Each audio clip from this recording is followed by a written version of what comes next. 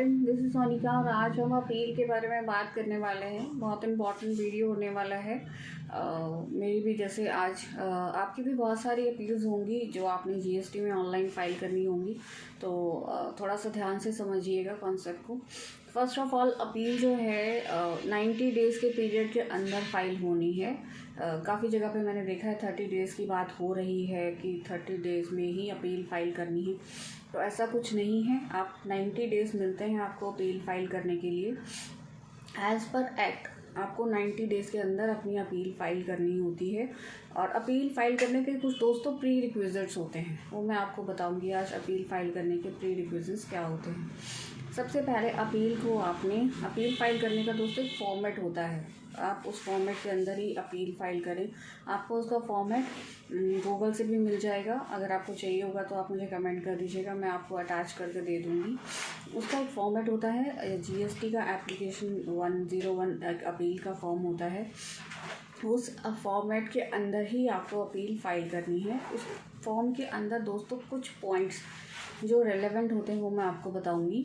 जैसे कुछ पॉइंट्स तो स्टार्टिंग के पॉइंट्स होते हैं, लेकिन आपका जीएसटी नंबर, आपका ट्रेड नेम, कौन से ऑर्डर के अगेंस्ट आप अपील फ़ाइल कर रहे हैं, वो ऑर्डर किस डेट पर फाइल हुआ था, उस ऑर्डर के अंदर क्या था, वो ऑर्डर किसने पास किया था, उस ऑफिसर का नाम भी इवन उसके अंदर दिया जाता है।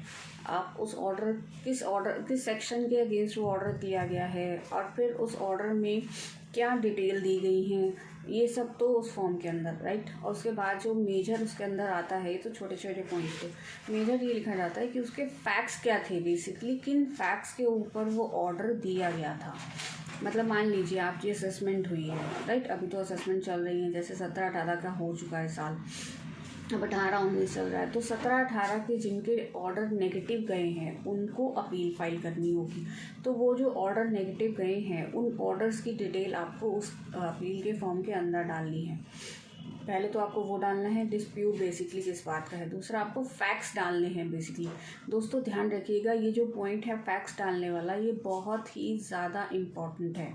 आपको फैक्ट्स को इतने अच्छे से तैयार करना है, क्योंकि ये अपील आप कमिश्नर के पास फाइल कर रहे हैं, जो जीएसटी के कमिश्नर हैं, तो आप उनके सामने ये अपील फाइल कर रहे हैं। तो आपके फैक्ट्स बहुत ही अच्छे होने चाहिए, बहुत ही डिटेल्ड होने चाहिए, ताकि वो उसे समझ सके कि आप कहना क्या चाहते हैं, आप अपना पॉइंट क्या रखना चाहते हैं। जैसे मैंने अभी थोड़े दिन पहले एक अपील ड्राफ्ट की थी, मेरे पास अभी भी 5-6 अपील पेंडिंग पड़ी हैं। तो अपील में क्या होता है दोस्तों, अपील ड्राफ्टिंग बहुत ही टेक्निकल वर्क है, क्योंकि अगर आप अपील को अच्छे से ड्राफ्ट नहीं कर पाएंगे तो आप कमिश्नर के सामने, जो एडिशनल कमिश्नर जिसके भी सामने आप अपील अपनी रख रहे हैं, आप उसे प्रॉपरली प्रेजेंट नहीं कर पाएंगे।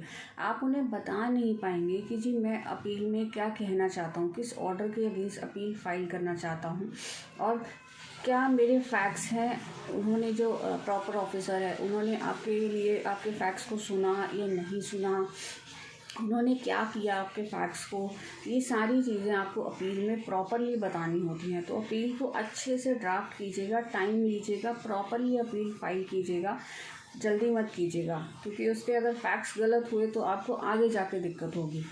आगे बहुत ही कम टाइम मिलता है दोस्तों डॉक्यूमेंट्स फाइल करने का, क्योंकि पहली बार जब आप डॉक्यूमेंट्स फाइल करते हैं तो उसी की कॉपियाँ सारी आपको मैनुअली जमा करानी होती हैं, राइट। दूसरी बात, अब आपको फैक्ट्स के बाद आपको उसमें प्रेयर की डिटेल देनी है। प्रेयर से पहले उसके अंदर amount of dispute, pre deposit, फिर उसके अंदर आपको ये बताना होता है कि कितनी अमाउंट को आपने मान लिया है और कितनी अमाउंट को आप मतलब नहीं मान रहे हैं। मान लीजिए आपका 1 लाख का डिमांड निकली और आपने 50,000 एडमिट कर ली, और 50,000 को आप नहीं मान रहे हैं कि जी मैं इसे नहीं देना चाहता, तो दोनों को डिस्क्राइब करना है। 50,000 को बताना है कि जी मैंने मान लिया है, 50,000 में नहीं मान रहा हूँ। तो कुछ अमाउंट डिस्प्यूटेड है, जिसे आपने नहीं माना वो डिस्प्यूटेड में आ जाएगी, और जिसे आपने मान लिया है वो एडमिटेड में आ जाएगी, right. Amount admitted, amount disputed, तो अलग अलग कॉलम होते हैं दोस्तों, आपको अलग अलग कॉलम में अलग अलग डिटेल डालनी है, राइट। उसके बाद आपको कोई आपने प्री डिपॉज़िट कराया होगा, प्री डिपॉज़िट के बगैर दोस्तों कभी भी अपील फ़ाइल नहीं होती है। जितनी भी आपकी डिमांड निकली है उसका 10% आपको प्री डिपॉज़िट कराना ज़रूरी है।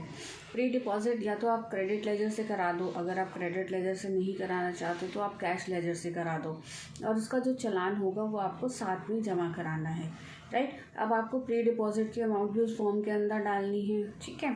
उसके बाद आपको करना है प्रेयर। आप चाहते क्या हैं कमिश्नर से कि आप किस लिए अपील फ़ाइल करना चाहते हैं, आपके फैक्ट्स क्या है, आप क्यों चाहते हैं, आपको सारी चीज़ें उसके अंदर डिस्क्राइब करनी है, राइट। अब उसके साथ आपको उसकी सपोर्टिंग लगानी है। तो हो गया आपका फॉर्म पूरा, राइट। उसके नीचे सारी वेरिफिकेशन है, आपको साइन वाइन करने हैं, अपनी डिटेल शेयर करनी है। उसके साथ आपको वो सारी अटैचमेंट्स लगानी है, लाइक आपने प्री डिपॉज़िट किया उसका चालान, आपकी जो फैक्ट्स हैं उसके डॉक्यूमेंट्स, आप कुछ भी, आप जो भी देना चाहते हैं, जो भी उन्हें समझाना चाहते हैं कि भी ये मेरे साथ हुआ, या इन्होंने ये नहीं समझ पाए प्रॉफिट ऑफिसर, या फिर कोई चीज़ छूट गई है, ये सारी चीज़ें आपको उसके साथ लगानी है, राइट। जब ये सारी चीज़ें लग जाएंगी देन आप उसको फाइल कीजिएगा ऑनलाइन, ठीक है। उसके बाद आप उसकी 7 डेज़ में उसका प्रिंट आउट लेके सेल्फ सर्टिफाइड करके, सेल्फ सर्टिफाइड होता है दोस्तों उन सारे डॉक्यूमेंट्स पर अपने खुद के साइन करने हैं। साइन करके उसकी 2 कॉपियाँ, एक तो वार्ड में जमा हो जाएगी, राइट। उसके बाद 2 कॉपियाँ आपके कमिश्नर के पास, जो भी आपका कमिश्नर है या एडिशनल कमिश्नर है उनके पास जाएंगी 2 कॉपीज़, और उसके बाद फिर वो आपकी अपील सबमिटेड मानी जाएगी। तो ये होता है अपील फाइल करने का पूरा प्रोसेस, सो दैट आपको कहीं पे भी कोई दिक्कत ना हो। जब आप अपील फाइल कर देते हो फिर उसके बाद आपको वहाँ से डेट मिलती है कि आपकी हियरिंग किस डेट पर होगी। उस डेट पर आपको ऑनलाइन अपील फाइलिंग करनी है, मतलब आपको हियरिंग ऑनलाइन चाहिए या ऑफलाइन चाहिए, आप उन्हें बताते हैं। वैसे हमेशा ट्राई कीजिएगा ऑफलाइन हियरिंग के लिए, ऑनलाइन हियरिंग के लिए भी बिल्कुल मत ट्राई कीजिएगा।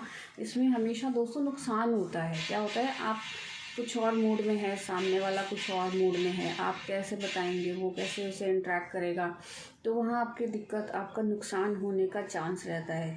इस चीज़ को हमेशा याद रखिएगा। तो आप हमेशा ऑफलाइन हियरिंग ही ट्राई कीजिएगा, ठीक है दोस्तों। आई होप आपको ये पूरा अपील फाइलिंग का प्रोसेस समझ आ गया होगा, लेकिन फिर भी कोई पॉइंट आपको ऐसा लगे कि जो छूट गया है, आप मुझे कमेंट करके ज़रूर बताइएगा। तो मिलते हैं हम दोस्तों नेक्स्ट वीडियो में। Thank you.